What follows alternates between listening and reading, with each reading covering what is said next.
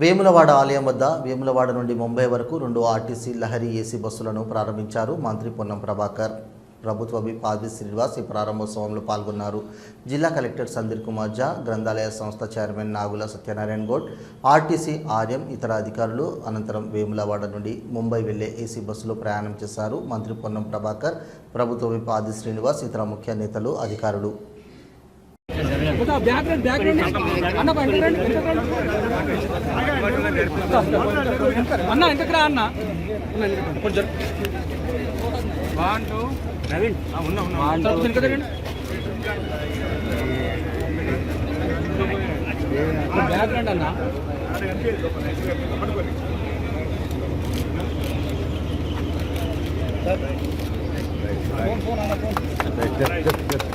ఆది శ్రీనివాస్ గారు ఒక నెల రోజుల కింద ముంబైకి వెళ్లి అక్కడ ఉన్నటువంటి తెలుగు వాళ్ళతో సమావేశమైన సందర్భంగా వాళ్ళందరూ ఒక బస్సు ఏర్పాటు చేసినట్టయితే బాగుంటుంది అని చేసిన విజ్ఞప్తి మేరకు ఆది శ్రీనివాస్ గారు వెంటనే అక్కడి నుండే నన్ను బస్సు ఏర్పాటు చేయమని కోరగానే మా అధికారులతో సంప్రదించి వేములవాడ నుంచి చందుర్తి, రుద్రంగి, కోరుట్ల, మెట్టిపల్లి మీదుగా బొంబాయికి 2 ఏసీ బస్సులు ఏర్పాటు చేయడం జరిగింది. ఈరోజు ప్రారంభోత్సవం చేసుకున్నాం.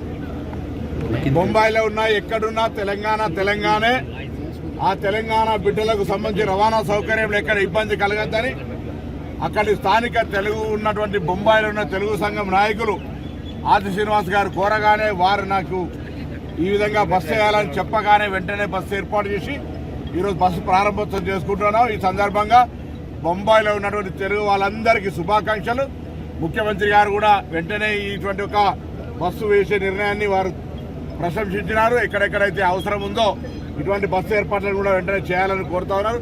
రాబోయే కాలంలో జిల్లా కేంద్రం నుంచి ప్రతి హైదరాబాద్కు, అదేవిధంగా ప్రతి పుణ్యక్షేత్రానికి కూడా బస్సులు వేసే విధంగా ప్రణాళిక కొనసాగుతూ ఉంది. రాష్ట్ర ప్రభుత్వం రేవంత్ రెడ్డి గారి నాయకత్వంలో ఏర్పడ్డ ప్రజాపాలన మహిళలకు మహాలక్ష్మి పథకం కింద ఉచితంగా ఇవ్వడంతో పాటు ఈ పథకం సక్సెస్ కావడానికి కష్టపడుతున్నటువంటి ఆర్టీసీ డ్రైవర్లు, కండక్టర్లు, సిబ్బంది వారందరి సంక్షేమం కొరకు పనిచేస్తూనే ప్రయాణికుల సౌకర్యము, సంస్థ అభివృద్ధి దిశలో పనిచేస్తూ ఉన్నాం.